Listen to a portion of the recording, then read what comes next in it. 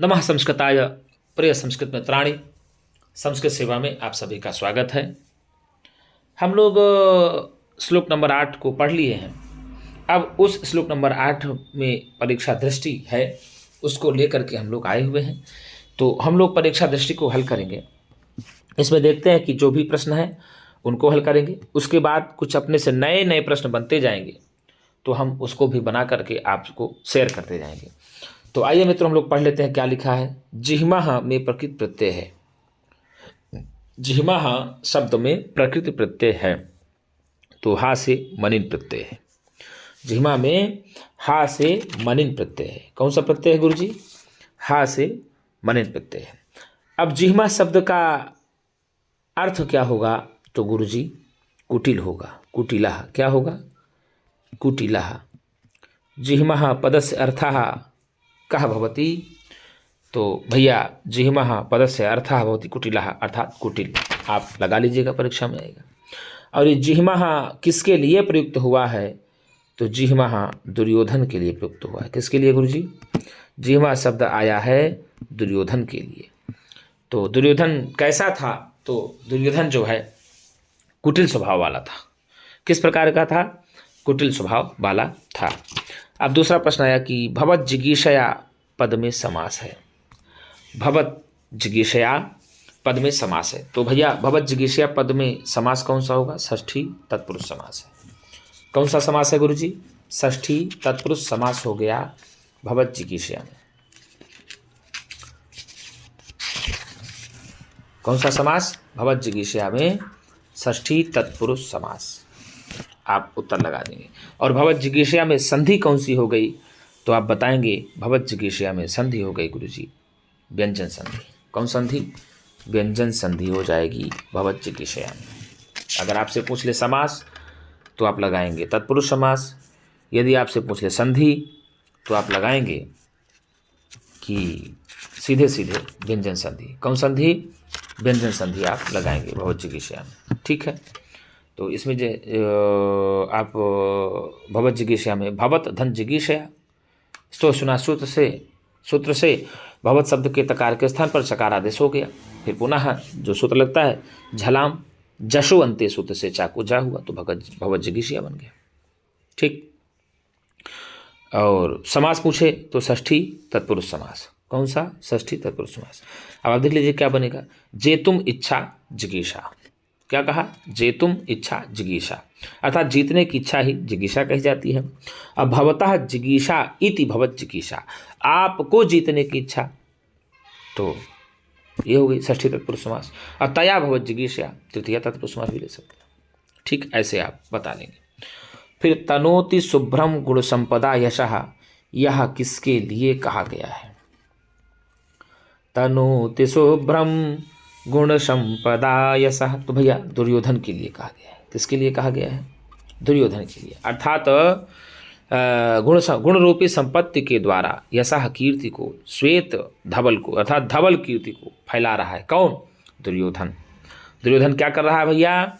अपने गुण रूपी संपत्तियों के द्वारा एक निर्मल, एक स्वच्छ, एक धवल कीर्ति को फैला रहा है। अर्थात दुर्योधन क्या कर रहा है? तो भैया गुण संपदा यशः तनोति, अर्थात यश को फैला रहा है, कीर्ति को फैला रहा है। कैसी कीर्ति को फैला रहा है? तो शुभ्रम यशः तनोति, अर्थात श्वेत कीर्ति को फैला रहा है, धवल कीर्ति को फैला रहा है। यह पंक्ति कहाँ से आई है? तो यह पंक्ति भारवी के किरातार्जुन महाकाव्य से आई है। इस पंक्ति का वक्ता कौन है? तो इस पंक्ति का वक्ता है वनेचर। और वनेचर किससे बता रहा है? तो वनेचर युधिष्ठिर से बता रहा है। आगे दिया वरम विरोधोपि समम। क्या लगाएंगे आगे? वरम विरोधोपि समम महात्मभिः। क्या लगाएंगे? वरम विरोधोपि समम महात्मभिः। अब ये जो समम है तो संयुक्ते अप्रधाने सूत्र से तेन सह साकम समम के योग में महात्मभिः में तृतीया भक्ति हो जाएगी। किसमें? महात्मभिः में तृतीया भक्ति हो जाएगी संयुक्ते प्रधाने सूत्र से, क्योंकि आप जानते हैं सह साकम साधम समम, इनके योग में तृतीया विभक्ति होती है, तो महात्मभिः समम हो गया। इसलिए यहाँ पर संयुक्त प्रधाने सूत्र से महात्मभिः में तृतीया विभक्ति हो गई है। ठीक है ना। और किससे विरोध अच्छा मानता है दुर्योधन। तो महात्माओं से विरोध दुर्योधन अच्छा मानता है। क्यों मानता है? तो अनार्यों के समागम से अच्छा महात्माओं के साथ किया गया विरोध भी दुर्योधन अच्छा ही मानता है। ठीक, आगे दिया कि दुर्योधन अपने निर्मल यश को फैला रहा है। किसके द्वारा? तो गुण संपत्ति के द्वारा। दुर्योधन अपने निर्मल यश को फैला रहा है किसके द्वारा? गुण संपत्ति के द्वारा। अगुण गुण रूपी संपत्ति के द्वारा दुर्योधन क्या फैला रहा है? तो अपने निर्मल यश को फैला रहा है। किसको फैला रहा है गुरु जी? अपने निर्मल यश को फैला रहा है। दुष्टों के साथ मित्रता से अच्छा है क्या करना? महात्माओं की शत्रुता। अर्थात दुष्टों के साथ मित्रता से अच्छा दुर्योधन क्या मानता है? तो महात्माओं से शत्रुता। अर्थात महात्माओं से शत्रुता दुर्योधन किससे अच्छा मानता है? तो भैया दुष्टों के साथ मित्रता से अच्छा महात्माओं के साथ शत्रुता दुर्योधन मानता है। और शुभ्रम पद में प्रत्यय है तो रक प्रत्यय है। कौन सा प्रत्यय है गुरु जी? शुभ्रम पद में रक प्रत्यय है। और शुभ्रम पद का अर्थ क्या होगा? तो धवल होगा। अगर प्रश्न आ जाए कि शुभ्रम पद का अर्थ क्या होगा तो आप बताएंगे धवल होगा। क्या होगा गुरु जी? शुभ्रम पद का अर्थ होगा धवल। और शुभ्रम पद में प्रत्यय है तो आप बताएंगे शुभ्रम पद में है रक प्रत्यय। कौन सा प्रत्यय है? रक प्रत्यय। समुन्नयन पद में उपसर्ग धातु एवं प्रत्यय बताइए।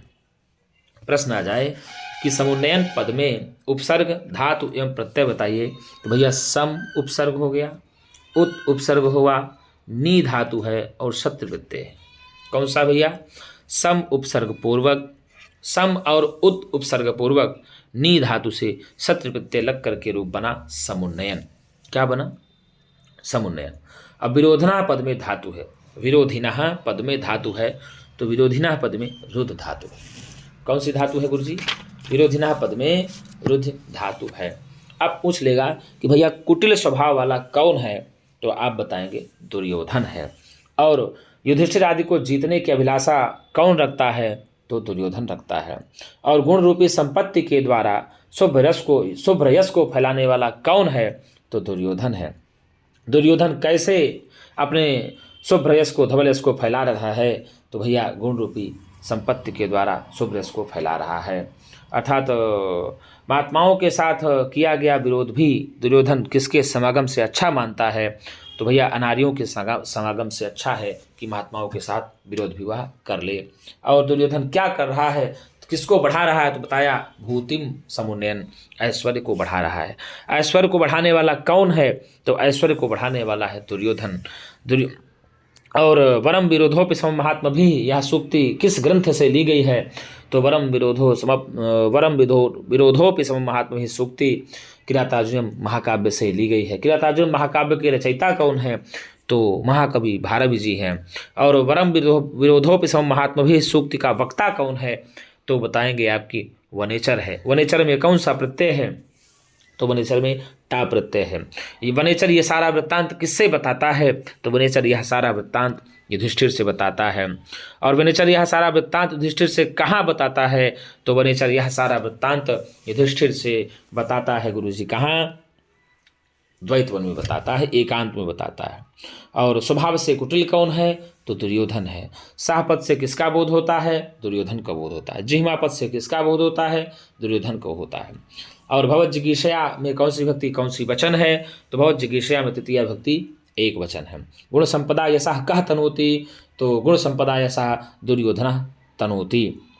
और गुण संपदा यशः कीदृशं यशः तनोति? तो गुण संपदा यशः शुभ्रम यशः तनोति। कीदृशं यशः तनोति शुभ्रम यशः तनोति। शुभ्रम पद का मूल अर्थ क्या होगा? तो शुभ्रम पद का मूल अर्थ होगा गुरुजी सीधे सीधे आप लगाएंगे धवल। क्या लगाएंगे? धवलम, स्वक्षम ऐसे लगा सकते हैं, स्वच्छ लगा देंगे। समुन्नयन में कौन सा उपसर्ग है? तो सम और उद उपसर्ग है। कौन सा उपसर्ग है? सम और उद उपसर्ग है। और नयन तो नी धातु है। कौन सी धातु है? नी धातु है। समुन्नयन में कौन सा प्रत्यय है? तो शत्रु प्रत्यय है। कौन सा प्रत्यय है? शत्रु प्रत्यय। विरोधिनः में कौन सी धातु है? तो भैया रुद्र धातु है। कौन सी धातु है? रुद्र धातु। और महात्मभी समम में कौन से सूत्र से तृतीया विभक्ति हुई है? तो महात्मभी समम में बता दें आपको संयुक्ते प्रधाने सूत्र है। कौन सा सूत्र है गुरुजी? संयुक्ते प्रधाने सूत्र से तृतीय विभक्ति हो जाती है, महात्मा भी समम। ठीक है ना। तो इस प्रकार से जो कुछ भी प्रश्न बनता है, जो कुछ भी बन सकता है, हम आपको ज़्यादा से ज़्यादा प्रश्न बताने का प्रयास करते हैं और आपके लिए परिश्रम करने के लिए भी हम तैयार रहते हैं। तो मित्रों, यदि मेरी वीडियो आपको अच्छी लगे तो आपसे एक मेरा निवेदन होगा ज़रूर कि वीडियो को लाइक एवं सब्सक्राइब करने में कंजूसी नहीं करिएगा, क्योंकि लाइक एवं सब्सक्राइब में आपका कुछ लगेगा नहीं। आपको ये फ्री क्लास मिल रही है, हम लोगों ने इसमें कोई चार्ज नहीं लगाया, कुछ भी नहीं किया। आपके लिए जो भी संघर्ष है, जो भी परिश्रम है, यह सब आपके लिए है। क्योंकि आप यदि टीजीटी में सफलता प्राप्त कर लेते हैं तो मुझे लगेगा कि हाँ, शायद एक आध व्यक्ति तो सफल हुए, तो ये मेरे लिए एक बड़ी सफलता होगी। और आप लोगों का इसी प्रकार से प्रेम बरसता रहेगा, स्नेह मिलता रहेगा, तो धीरे से हम भी एक सुविधाओं से जब लैस होकर के आएंगे आपके साथ, तो पढ़ने और पढ़ाने में बड़ा मजा आएगा मेरे मित्रों। तो आज के लिए इतना ही मित्रों, हम पुनः एक नई वीडियो के साथ मिलेंगे। तब तक के लिए नमः संस्कृताय।